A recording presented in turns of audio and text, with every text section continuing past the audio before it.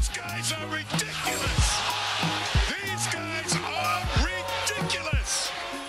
And we are back with another episode of From the Rafters. Sam and I are here recording on Monday, May 30th, and the Boston Celtics are going to the NBA Finals for the first time since 2010.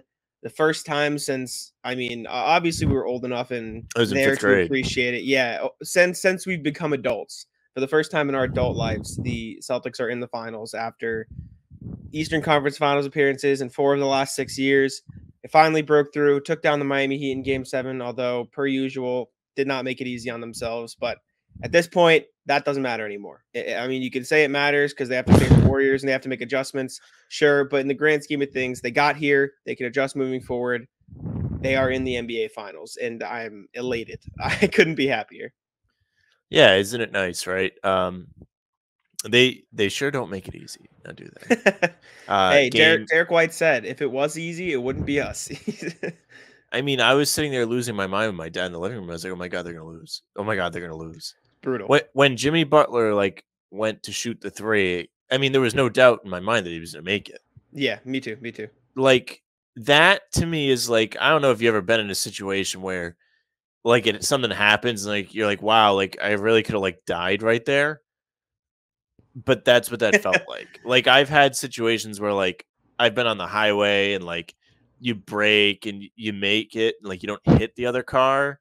Just a complete heart dropper. It was just a complete heart dropper. And you're like, oh wow, and when you think about it, it's kind of scary. You're like, oh wow, I could have just died. And so thinking about that play is like that to me. I think I'm like, oh man, in a million other universes that probably goes in. It's like the big drop on the roller coaster, except without any of the excitement of being on a roller coaster. And I don't like roller coasters. Well, that's all the excitement. You just won.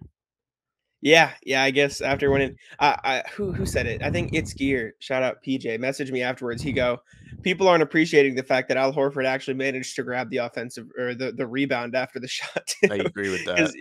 He was saying imagine if the Celtics, wouldn't it be the most Celtics thing ever if they gave up an offensive rebound after that Jimmy make? And I would have went into the stratosphere if that happened. And then, talk about big shot after big shot. Kyle Lowry, Max Strus was really good. Oh my God. Down the fourth quarter of both of these last 2 games. Yeah. It was brutal. We'll get into all of it, but him and Lowry came up big down the stretch.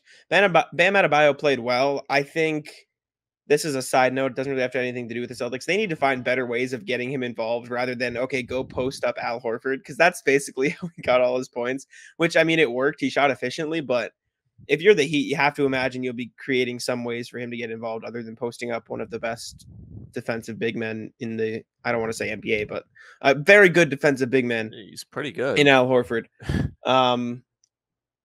But doesn't matter. Celtics got the job done, and Jimmy Butler still managed to be insane. He was amazing in Game 6 and 7.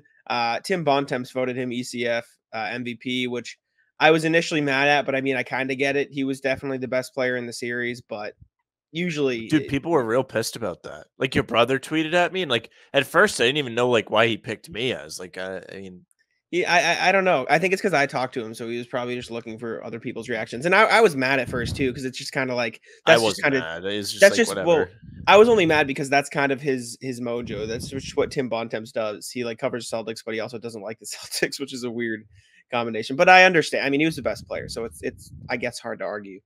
He was the best player in the last 2 games. I don't know about for the whole series because he was real bad for that stretch there. Tatum was bad for games too, though. There's a debate. We don't have to get into it. It doesn't matter to me. Shit. Butler could have had the award for all I care. It doesn't matter. Celtics won. I also thought that's all I care about. And again, the award, realistically speaking, the award doesn't matter, but I think Jaylen Brown should have won the award. I know I picked on him for his turnover struggles. He was, full circle moment, I admit. Does a complete 180. Hey, as much as I, shit on Brown for his turnover struggles, he was the more efficient shooter, and he averaged less turnovers than Tatum did. And obviously there's more to that. There's the rebounding and the passing. Tatum's playmaking was incredible, but I saw Brown as the best player for the Celtics in Game 7. I really thought every time the Miami Heat had a momentum swing, scored a bucket, Jaylen Brown was there, and he fixed. Agree with that. The biggest thing for me was he fixed all the problems that he had throughout the rest of the series. He was driving into traffic almost every play, but not turning the ball over. I don't know how many he had. I think he had one or two. And the one I saw was him just kind of losing it. But he looked good. He did everything you wanted to do. He didn't even shoot well, but he still had an effective game. So that's what you want. But I mean, Tatum deserved it too. He was great. His playmaking was probably his best asset in that series, which is something you wouldn't imagine us saying a year ago from now. But again, none of it matters. Celtics are in the NBA Finals, taking on the Golden State Warriors. And I mean, you gotta give credit to Al Horford, man. That might have been the best moment to watch him on the ground after being what was the record? The most playoff games played without an appearance in the finals. 141. Crazy, man. And now the Celtics, a team with 0 finals games, will be going up against the Warriors team who has a combined 123 with all the finals games. Yeah, literally. But you got to feel for Al Horford, man. That's amazing. Just a huge congrats. Yeah, of course. And especially, wanting him to be a part of this team before it actually happened. And then I remember being so excited the day it happened. I'll never forget it. I woke up at like probably 9:30. The trade had already happened. I look over at my iPad and there it is. And I was just so excited. He's just such a great Celtic. He really enjoys being on the team. He wants to win. He does everything correctly. So there really is no better person to be happy for, I guess. And also his grandfather just passed away, I believe. Not his grandmother. Yes. Before Game 6, I don't want to kill the wrong person.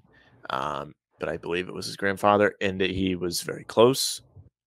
So that definitely meant a lot to him, and his dad was there and everything. That was a really great moment for Al, obviously. Yeah, I mean, shout out Al. Couldn't have happened to a better dude. He's amazing. He played amazing. His block on Bam was awesome. He played phenomenal defense throughout the entire game, despite the frustrating, I'll use the term, whistle in the first half. Obviously, you never want to blame the whistle. The Celtics should have been up, blah, blah, blah. But it was obviously very enraging to at least people on Twitter. And before we get off the topic of Game 7 and talk about, just the series as a whole, players, et cetera, and we can touch on the Warriors series as well. But I think we should do a full pod dedicated to that preview as well because we have the time. I want to talk about just how frustratingly annoying Kyle Lowry is. Just a second. Yeah, just because, my mom was texting me the whole game, and keep in mind, my mom doesn't really watch basketball. She goes, "Who's that short one on the Heat?" Yeah, I don't like him. Like, I was getting texts from people that barely watch basketball saying that guy's annoying. And it's hard to fully get mad at him because that's the kind of stuff Marcus Smart does. But at the same time, when it's happening and the refs are falling for it, that's when it gets even more frustrating because you look at that. I'm trying to think of the examples. That rebound Al Horford got over him where he just fell after no contact. That was nothing. I tweeted at somebody on Twitter because Marcus Smart, the one where Lowry ran into Smart and Smart was shuffling his feet and they collided and Marcus Smart got called for foul. Yeah, he got two of those. Yeah. On Marcus. Someone replied to Keith Smith saying his feet weren't set. And I said, "Oh, yeah, true. My bad. You're only taught to shuffle your feet on defense when you're 10 years old." Like, that's not the point of the argument. Like, he wasn't trying to draw a charge. He was trying to play defense and keep him in front of him. And he did that. And the ref just kind of fell for it. That's the funny thing, isn't it? For the longest time as fans, you kind of understand block versus charge as set, not set. And that's really not what it is. I really feel like it should be moving into the guy and not moving into the guy, because if you're going laterally to block him off, it really shouldn't be a charge unless a block unless the guy's already jumped. Once he jumps, you shouldn't be able to get in front of him because he can't move. But if you're guarding a guy driving to the basket, I think it's gathers, not jumps, but it's effectively the same thing. Dude, I don't know. I mean, that is the most complicated rule in all the land. Really, it is. And that's why these guys get paid a lot of money. And you can clown the refs all you want, but it's not an easy job. And the response is, well, they're in the NBA and fine. But sure, it's definitely not an easy job. But man, I will tell you, Kyle Lowry is the absolute worst. I can't wait till he retires and he's like 500 pounds. Oh my god! Because he's like well on his way and he's still playing. Like, I don't think it's as bad. No. When that guy retires, he's literally like, look at Paul Pierce. Like, Paul Pierce put on weight. Like, it's going to be like that, but probably a little worse. Yeah, I Maybe mean, like I Antoine understand. Walker, perhaps. Okay, sure. I understand what you're saying. I don't think it's necessarily as bad as what you're saying, but Dude, he's the I see it. worst. I don't no, I'm And talking he about the weight thing. whine. I don't think he's I that. know, but Yeah. he's like actually the worst. Like the whining. Like you can say Marcus like does all the irritating stuff on the floor, but he really doesn't whine. Yeah, Marcus He's doesn't. not a Lowry whines whiner. more than Marcus. Tatum is a whiner. Grant Williams is a whiner, but Shout out my Marcus is friend not. shout out my friend Mitchell Weiner. I don't know if he's listening. But oh No, my yeah. god, that dude is I just the know. worst. There is no better satisfaction to me that they've bounced him in 2 game 7s now because he's the worst. Mhm. Lowry. Oh, he's the worst. And good luck to Miami paying him that much money. Did we talk about this after game 5? I think we did. Briefly. Yeah, we talked about the contracts. Yeah, because we went through all these players I would pay, wouldn't pay. But good Mhm. luck to him. I mean, Butler And earns his money in that series, but good luck to him. yeah, I mean, just incredibly frustrating watching Lowry. Incredibly frustrating watching Scott Foster and Eric Lewis give him some of those calls, especially at the Lewis end of the wasn't second in the half. It was game bad. yesterday. He was game Who was 6. it? Capers. Capers. Sorry, my bad. Isn't Yes, it bad that we know all this? And this is not worth really talking about for much longer. I know 'Cause exactly what you're saying. Yeah. literally, it doesn't matter because they won. And this is the argument I make every time people start complaining about the refs. Literally, just play better. And the Celtics weren't even that great yesterday. I guess they were probably better than I'm going to give them credit for, just because that collapse at the end almost sent me to a mental hospital. Yeah. But really, like, they won that game wire to wire, which is pretty impressive in a game 7 on the road. Also, they built that lead all the way up to 13 in the fourth quarter, which is impressive, especially since Miami came out right out of the gates and got it down to 3 out of the break, and then they ballooned it back up. Like, that is really what you want to see from a championship team. It's unfortunate that Marcus Smart missed those 5 threes in a row. I don't really think they were – no, seriously, I don't really think they were bad shots. Maybe the last 2 were, because you can think, okay, maybe I'll take a step in and just shoot a mid-range, because he's typically pretty good from the mid-range. And also, like, just work to get something else. You can't just chuck and get the ball or give the ball up right away. But listen, just because he missed those shots doesn't necessarily make them bad shots. It's not great in the situation, especially with all the momentum going the other way, and you just couldn't get that last shot to ice the game. Yeah. But realistically, if this is a regular season game and like the stakes aren't as high, if he's wide open like that off a catch, that should be fine.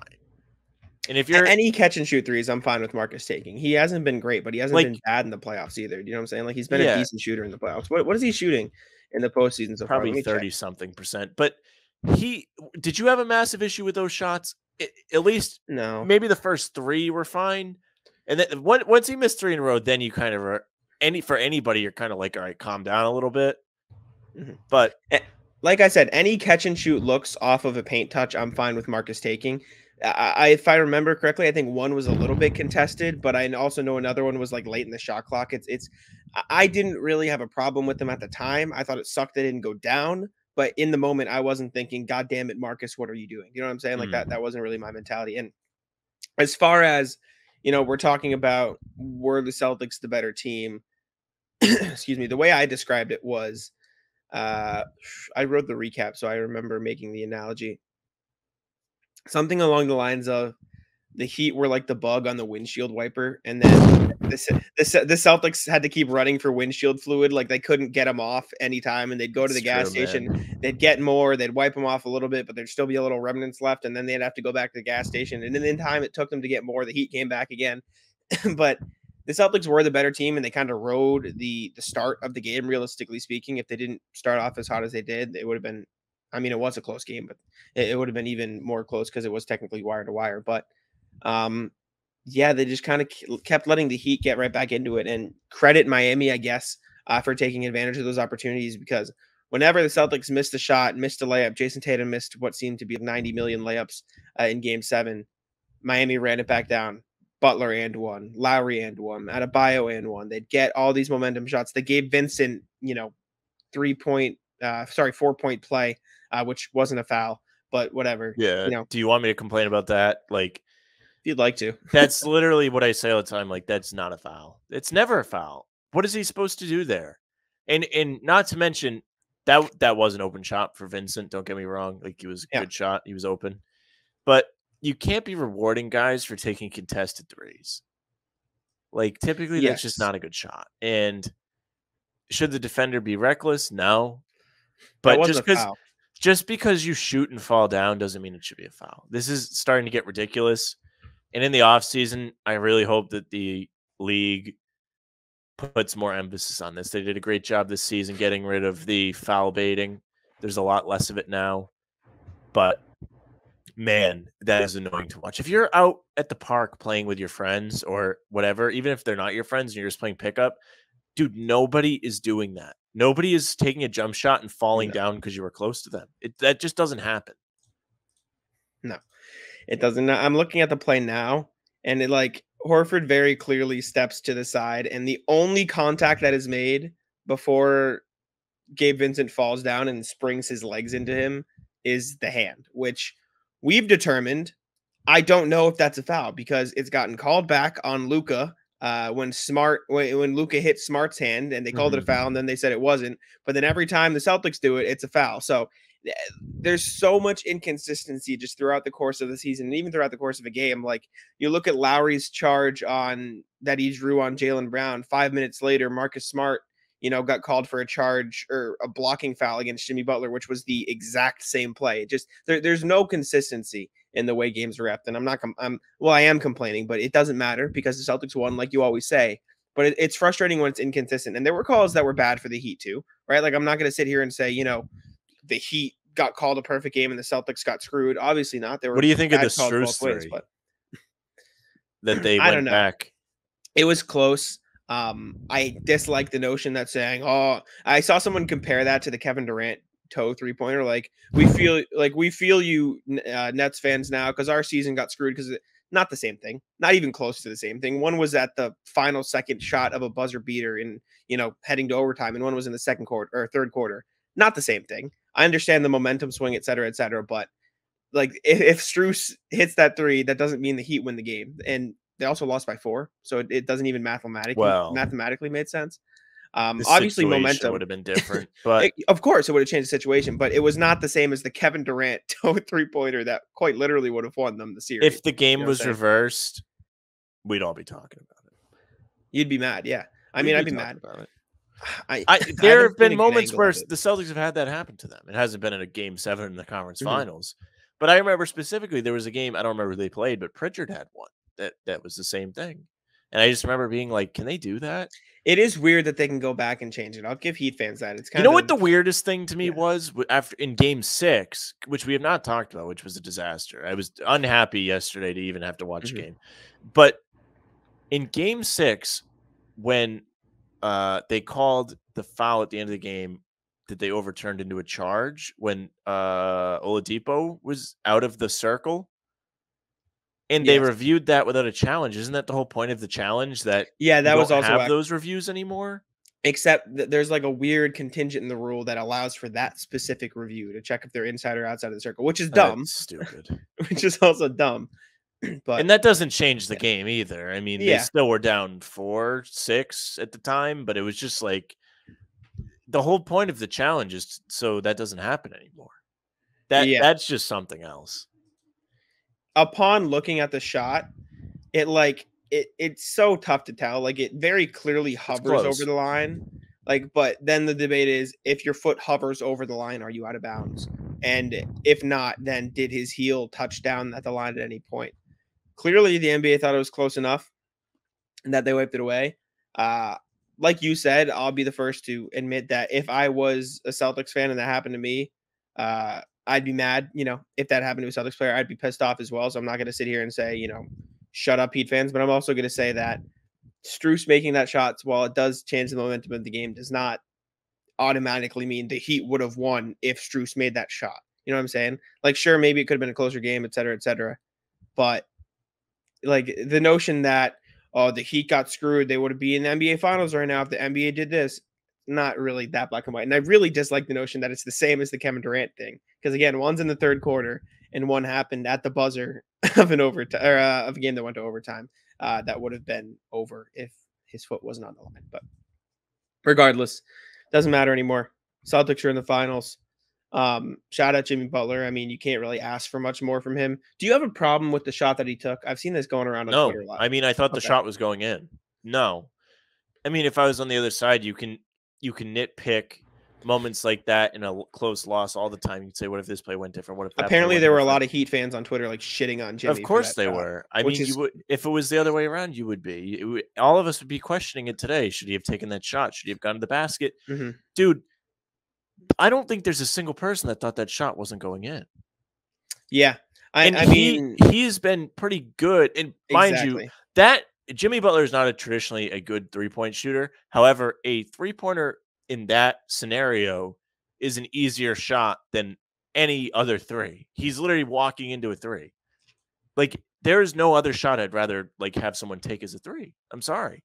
And it looked good. He just missed. It's just unlucky. Spoelstra said he was fine with it. Like, I get it. I get nitpicking and like, oh man, dissecting. Oh man, if he just went in, they could have went to overtime and the game could have went longer.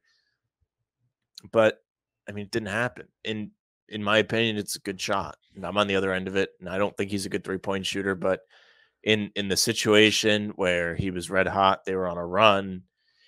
Like, I don't know. It's an appropriate time for that shot. My thing is, he's been so hot. He's been your best player by far, the best player in the series. He earned the right to take that shot. I'll put it that way. I have no problem with Jimmy Butler taking that shot. If it was Jason Tatum and he did the same thing, would there be frustration mounting in the Celtics loss because of this, blah, blah, blah? Sure. But from a neutral fan perspective, I don't have a problem with Jimmy taking that shot. And that was kind of the general consensus I got from neutral fans on Twitter as well. He's playing so well. He played so well in game 6. He was really, outside of, I guess, Bam, the only player to have anything going on offense. Could you have attacked Al Horford? Sure. Is it smart to attack Al Horford in the paint? Maybe not. I mean, Horford's not a bum. He was backing. He was backing up, though. Momentum. You've got all this, blah blah blah. Could he have taken an extra step and hoped Al Horford took an extra step back? Sure. People are saying he didn't want to go to overtime because he was tired. Maybe Jimmy Butler was kind of saying, "I saw a shot to win the game. I took it."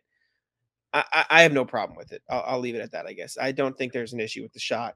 He earned it, but yeah.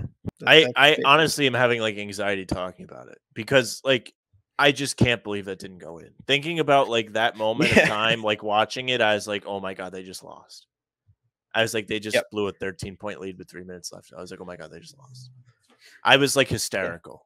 It was bad. Like I was like an adult like child. I was like, after it, how'd you feel? How'd you feel after you missed it? I was relieved. I was like, oh my God, I can't believe you just missed that. Yeah. Anyways, we can move on to other things. Report: Celtics are giving Al Horford the full money next season, no matter what. They're going to bring him back, $26.5 million, no matter what happens in the NBA Finals. He is going to be a Boston Celtic next season. Thank God. I'm perfectly happy with that. All of a sudden, they don't want to be cheap anymore. Yeah, I mean, there was something that said, it comes with winning. Yes, winning. You start winning, they're like, all right, here's some money. Well, Keith tweeted, well, if he was on the roster, he'd get the 26.5 anyways. Mm-hmm. The non-guaranteed money is only if they release him. So like it doesn't matter if he's on the roster, he'll get the 26.5 anyways. Basically, they're just saying like he's going to be back. So they're bringing Al back, which is great. I was also going to say the other thing, speaking of money, if the Celtics win the finals, they have no longer dipped the luxury tax because they're around 358,000 below it right now. But if they win the finals, they will go above it. But if they lose the finals, they will stay below it thanks to some guarantees or clauses in Jaylen Brown's contract. Then again, I don't think Wick would mind paying luxury tax if they win a title. So, dude, I want them to win the title more out of spite. I knew you were going to say that. That's because why I brought this up. I mean, at the trade deadline, I was furious that listen, they did an excellent job at the trade deadline. They took out the right pieces and brought in the correct pieces. I still think it's a crime Brad Stevens wasn't top whatever for executive of the year, but continue. Who won? Grizzlies, I think. What did they even do? Executive of the, I mean, just drafting well, bringing the right pieces. Steven Adams trade.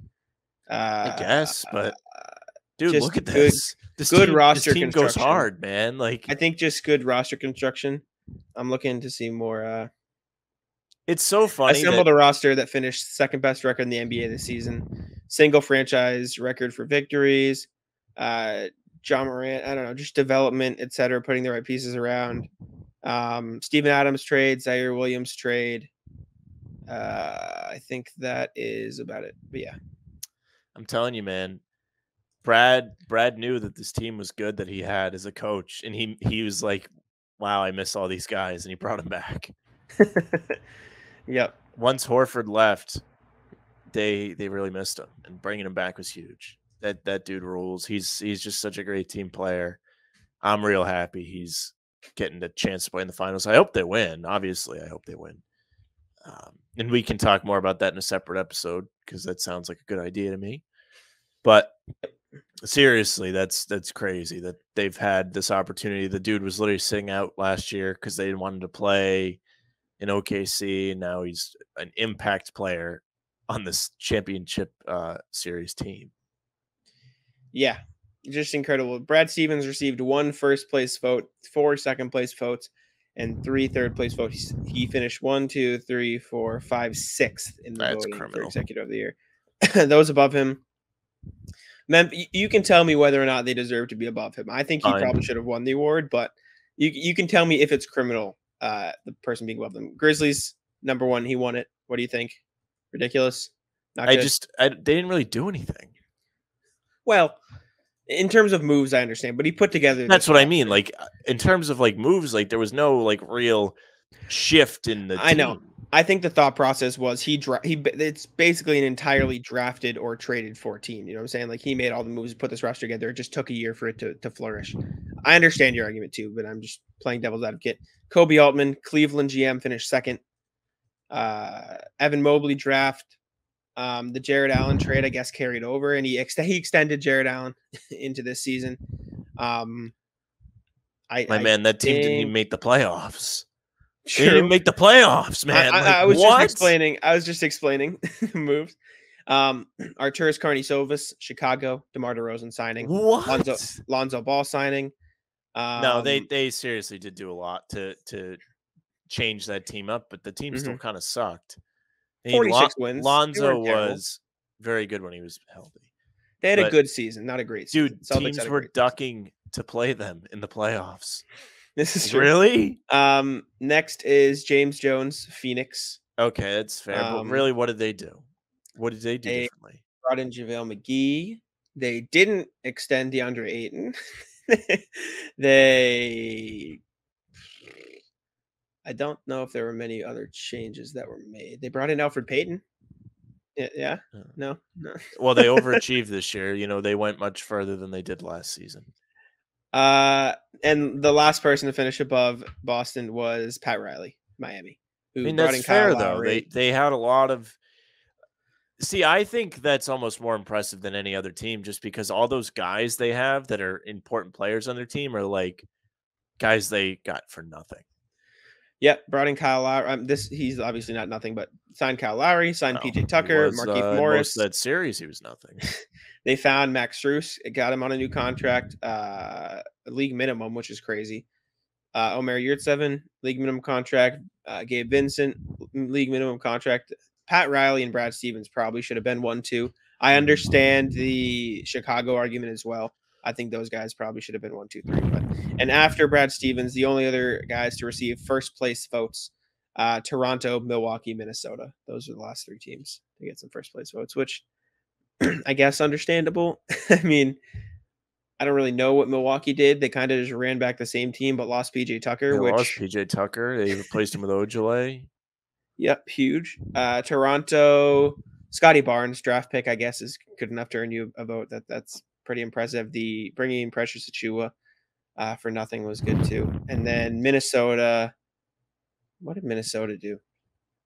Jared Vanderbilt, new contract, signing Patrick Beverly, I guess, igniting that new culture. Sure. Right. I had no problem with that. But anyways, Brad Stevens got gypped is the point I'm making. But speaking of the trade deadline, I also wanted to bring this up. There's something on Twitter today.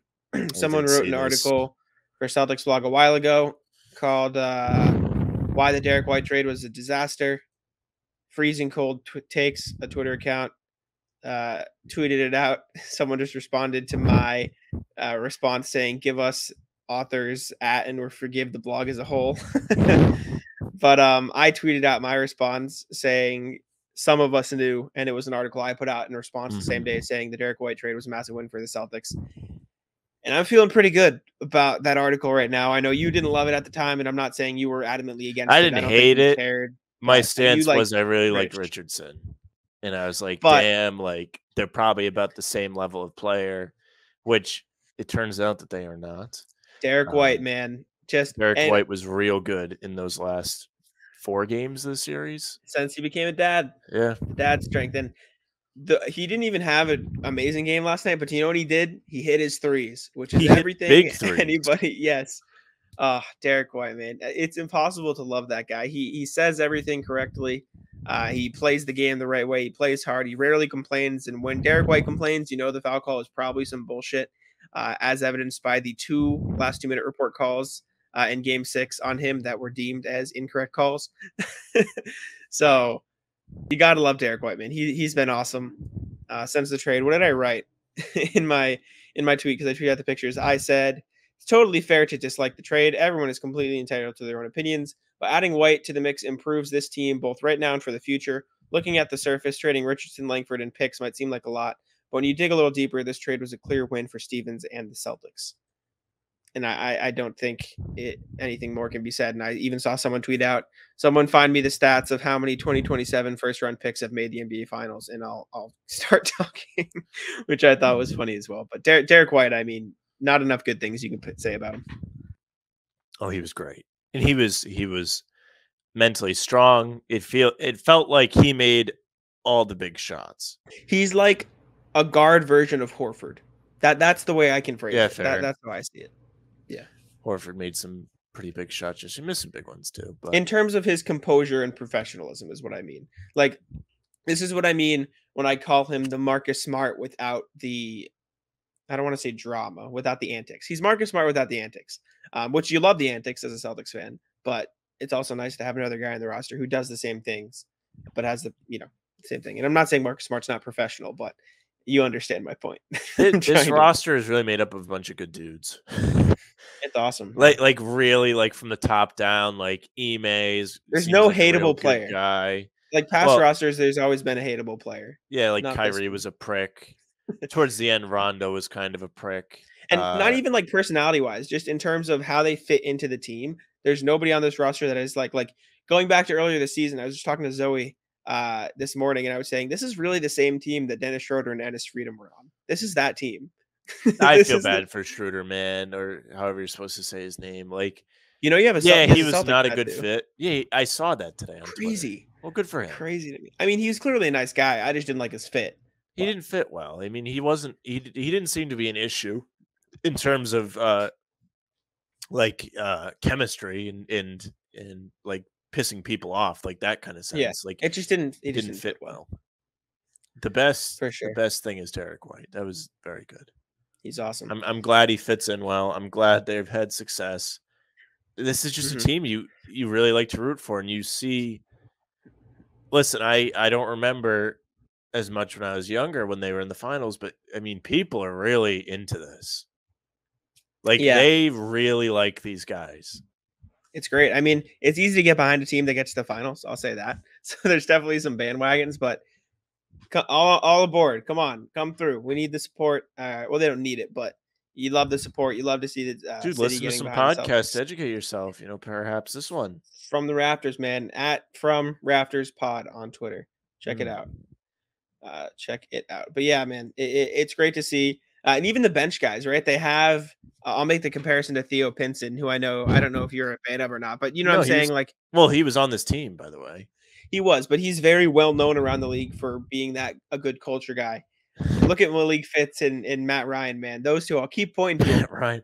Matt Ryan, seriously, who doesn't even dress.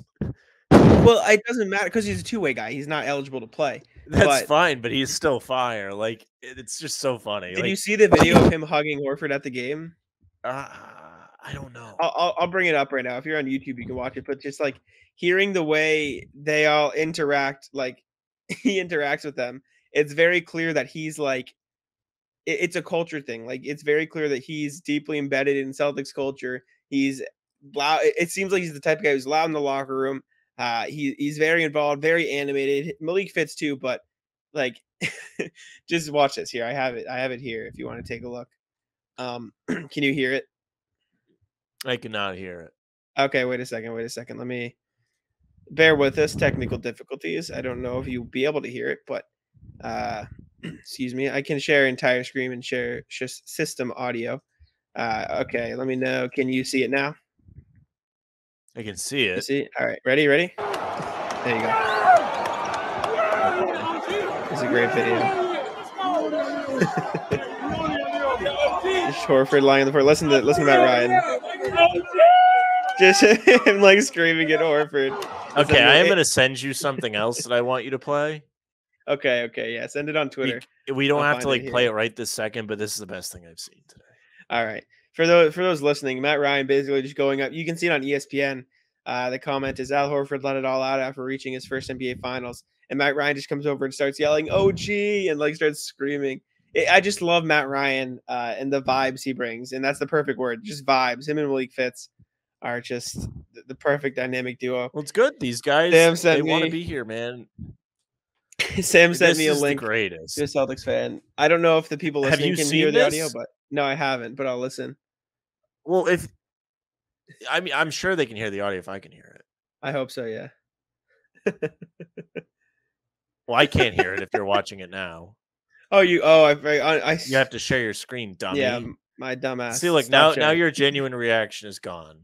I know, but hey. Once I see it, I'm gonna have a reaction because this is fire. All right, here we go. You got to put the sound on. I can't hear it. Oh my god, StreamYard giving me hell. Just share the screen, the audio automatically. StreamYard, please. All right. Here we go. System audio for you. There you go. 2008, I was old. That's the last time we won. I mean, let's go Celtics.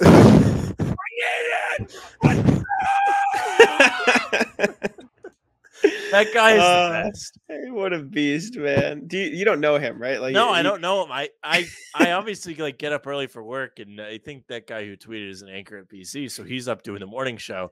But that guy, the fan, is just the best. And if you haven't seen it, he's obviously like out near the Garden, probably at Timmy G's Game 7 party there at Big Night Live. Yep. And he's got, I believe it's a Bird jersey on. I could be wrong. And well, you can't really tell. Yeah, but he's got the basketball hat on with Lucky on the front. It looks like is number your 8 typical guy. Jersey. Okay. No, not number 8. It's one number. It might be Tatum. Yeah, it's probably a Tatum jersey. It could be a 0, yeah. But that guy, he's everything. He might be the new Celtics or the Balls guy. I hope you can hear in the recording. I assume you can if Sam could hear it, but I mean, I'd imagine you can. But he is just giving it all out there. I'm so amped up, man. This finals is gonna be good, and I know you don't hope for a good series. I know you hope you blow them out, but I'd love to see a sweep. Absolutely, you are Celtics' favor. I'd love to see a sweep. For as long as I've known you, the Warriors have been your second team. So I appreciate the Warriors. I know in your heart, you know this is going to be a good series. It sucks because I was thinking about it today. I'm like, damn, I have to start like disliking Draymond. I don't have to. I don't have to, but I know it's going to happen. I'm going to be like, this guy is a prick. I was going to ask you. I know you like Draymond, but I do like as you watch the series, he carries himself like Kyle Lowry did in that Heat series. But the difference is, like, before the Raptors series a few years ago, like, I still didn't like Lowry. Like, I thought he wasn't good, and I was like, I remember that this guy's just like, he's like, in Draymond's like won and been a big part of them winning. Like, that Raptors team, that Raptors team really felt like a carry job by Leonard, and that's you can't convince me otherwise. I don't care what stats you pull. That's just what it felt like. And the Warriors are such a complete team where all those guys matter. And Draymond is so plugged in with those guys and knows where they're going to be, and they have such good chemistry to where he is an essential part of them winning.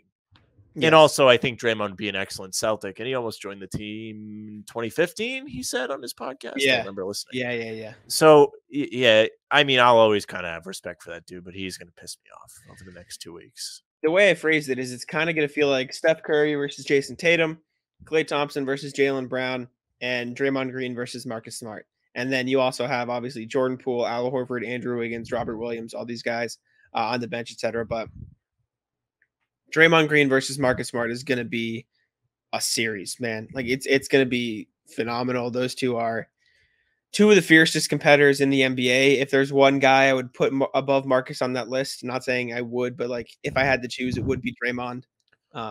Watching them battle, it's gonna be crazy. And for the Enjoy Basketball newsletter, which I write every Sunday with King of the Fourth Quarter Kenny, I talked about some advantages and disadvantages in the series, and we can get into a deep dive of the preview, but off rip in the last few minutes we were recording here, I'll get your thoughts on these. And these were, I did one advantage and one disadvantage for each team heading into the series. And this is what I came up with. Let me, excuse me, let me scroll to this here. The first advantage for the Warriors is experience. I mean, obviously they know the moment. Yep. They've been here before, the finals game stats. So that was the advantage I gave them. The advantage I gave the Celtics was defense. I know the Warriors have a great defense too, but they haven't had to face a defense like the Celtics yet. If you think about the teams they faced teams who, realistically speaking, one guy will kill you. They faced Jokic and the Nuggets. They faced John Morant and the Grizzlies, and Morant was hurt for half the series. It was really like, Dylan Brooks and the Grizzlies. And then they faced Luka and the Mavs. They faced three teams where it's one spearhead guys and a bunch of role players. And that's a bit disrespectful to the Grizzlies, but with Ja's injury, it just like it makes even more sense. The Celtics have two of the best individual scorers in the NBA. I'm not saying the Warriors are unable to guard Tatum and Brown, but it's not going to be easy, and it's unlike anything they've had to face in the playoffs. And obviously, the Celtics are the best team against the Warriors over the last 7 years. Disadvantages for the Warriors, it is just that guarding multiple weapons. They haven't had to guard them, et cetera, et cetera. Like they're going to have to. Celtics can attack Curry and Poole if they needed to. And for the Celtics defense, obviously you have enough wing defenders to give the Warriors hits. I think I flipped my arguments there. For the Celtics defense as an advantage, I meant to say they haven't had to face a defensive team that doesn't have any holes. Right? You look up and down the roster outside of Peyton Pritchard, there's nobody in the Celtics lineup that I don't trust to guard Steph Curry for sticks. Even Pritchard, man, I mean, he's not going to guard Curry, but he's really not that bad defensively. And he did a real good job on Tyler Hero at points in this Heat series. Yes. He's not somebody that's just going to roll over. He's not Kemba when he didn't have his knee in that bubble playoffs. Like, my point is there's nobody for the Warriors to attack, really. And I agree with that because he tries, is what Pritchard does, which is all you need from him. And then the disadvantage for the Celtics is I just wrote collapses. Like these collapses won't fly against the Warriors. No, it won't. They barely flew against the Heat, and the Warriors. And the Heat kind of suck, man. I'm sorry. Listen, I know you disagree and you think they're a much better team than what you saw, but dude, they should have beat them in like 5 games. I'm sorry. Like they should have. The Celtics shot themselves in the foot more times than you can count. And they almost did like a nice grand finale for all of us to watch. But seriously, that Heat team sucks. I saw something on Twitter that said, I wish I could, it was like from a Heat fan. It said, I wish I could sit back and say at least the better team won, but they didn't. And I was just like, what? That team sucks. Besides, no, because now I'm going to defend this. Jimmy Butler was fantastic, right? He was great. I love Jimmy. Bam was pretty good for the most part.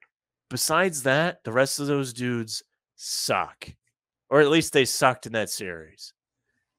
That doesn't mean they're bad players overall, I guess. It's really not fair to say. But in that series, the team that was out there against the Celtics sucked. It's embarrassing that it went to 7 games, especially with game 6 and the way it went. It's just bad. Like those dudes sucked in that series. Like Lowry was bad in that series. He had that one game 6. He was decent. Besides that, he sucked. Yep. Max Strus sucked in most of that series. I mean, you name it. Hero didn't even play, and when he did play, he wasn't that effective. And he had good game 1. That was it. Bam. I said Bam. He was pretty good. Okay. Anyways, I disagree. I think the Heat team's a good team, and they'll be back. But I'm not saying they won't be back. I just think they sucked in this series. And it's kind of embarrassing that it went this far. Fair enough. Celtics, I think, were the better team as well. Anyways, we can wrap it up there. Anything else you want to say before we get out of here? No, man, I'm tired. I will say to kind of piggyback on the points you made, though, the collapses will not go. It won't happen. It will not work in this series against Golden State. Your margin for error is so much smaller now. Imagine against Milwaukee, right? Milwaukee, they were pretty good. They only collapsed once, and when they did collapse, it really hurt them, and they paid for it. But in that Bucks series, those games were all important, and they really didn't slip up that often. In this Heat series, they slipped up countless times. Game 1, they slipped up. Game 3, they slipped up at first, got all the way back, and slipped up again. Game 5, they were great. Game 6, they slipped up. They couldn't execute down the stretch. They went up 3 and then crapped themselves. And they almost did it at the end of Game 7. Keep your eyes open for this. And I also want to say, heading into the Warriors series, I'm hoping this rest helps out Rob, who did not look to be 100%. However, he still did some good things. You know, he was there. Yeah, did his job for sure. Anyways, thank you guys so much for tuning in. We'll have a Warriors Celtics preview out for you somewhat soon. I think we might try to get. It's an idea I hadn't even told Sam this. I'm springing it on him, but try to get the Warriors guy in. Try to get unbiased opinions. Maybe that won't gel with you, but I don't think I'm biased with this series. That's what I was gonna say. I know you like the Warriors, so it might not be as biased as sometimes it can be, but we'll get someone in, get both perspectives in. We could just explain the Warriors. I also kind of would say I've been thinking about it. And I really think it would have been great after Game 6 to do this. To get Andrew Doxey back, I think he'd be a good guest. We'll get him on. I don't know if he's around or if he's super busy right now, but I wouldn't mind talking to him before this. We'll try to get Andrew on sometime soon. I mean, we have a nice little gap here. We can get a Warriors guy and Andrew on and get a few podcasts for you before the final start. Oh boy, that's a busy week. We'll get a busy weekend, you know how it goes. Anyways, thank you guys so much for tuning in. We appreciate it. Check out From the Rafters on Twitter @From Rafters Pod, and I'll throw it over to Sam. Yeah, thank you guys very much for listening or watching, and celebrating the win as we have been doing. If you're watching, you're on YouTube, probably on Guy Boston or Bannertown. That's the case. Make sure you like and subscribe to the channels. That way you can catch everything we do. And if you're on Guy Boston, you can catch the pre and halftime shows we've been doing. The halftime shows have been new. They've been heated. Jack told me to shut the fuck up yesterday, and it was fine. And Jack, you felt bad about that. I was like, dude, don't worry about it. I don't blow up often. You know that, so. I didn't even think I really deserved it. That's the thing. I was like, I didn't even do anything, man. I was just mad. Pissed off. What happened was you, I think, unintentionally interrupted the argument that I was making with a point that I was directly about to argue against. So in my head, I was like, this motherfucker, this is exactly what I was about to say, and so I just got mad. So that's where my head was at. Because you said something like, I don't even remember what it was. I don't even remember either, but it was exactly. I mean, listen, I was so miserable to where I rightly so. It was. I didn't even want to be watching a game yesterday. Like, I was miserable before we even did the pregame. I was like, man, mind you, before we completely wrap, I will put you in perspective as a listener. I am a big Liverpool fan. So 4 years ago, in 2018, the Celtics played Cleveland. They went up 3-2. They lost Game 6 on Friday. Liverpool were in the Champions League final against Real Madrid. They lost the final on Saturday. And then the Celtics came home and lost Game 7 on Sunday.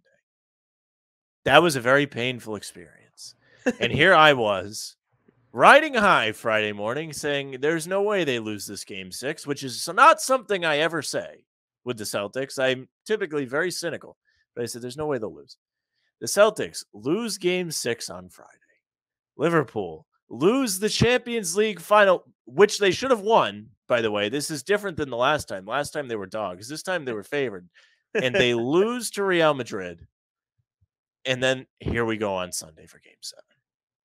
But the Celtics, they did it, man. They kept Sam off the old electric chair. Jesus. Right? You and LeBron rooting for the same soccer club. How's that feel? Well, listen, it makes me feel a little bit better about them losing. But anyways, if you're listening on a streaming service, you can follow the pod. That way you get it before it's tweeted. Jack, we have the new Twitter account @From Rafters Pod, Bingo. which has been getting the new pods out there, which has been great. Sir. And also other content, a couple tweets there. And you can follow that. You can follow @Jack Simone NBA. Jack does all kinds of work. He does the Enjoy Basketball newsletter. He writes on Celtics blog. He's all over the place. Heavy.com, you name it, he's on it. And you can follow me at Sam LaFrance NBA if I want to complain. Yesterday, I got a good amount of likes complaining about them saying Game 7 is the best 2 words in sports, which it is not, especially when you lose Game 6. Brutal. But anyways, thank you very much for listening. That's our show.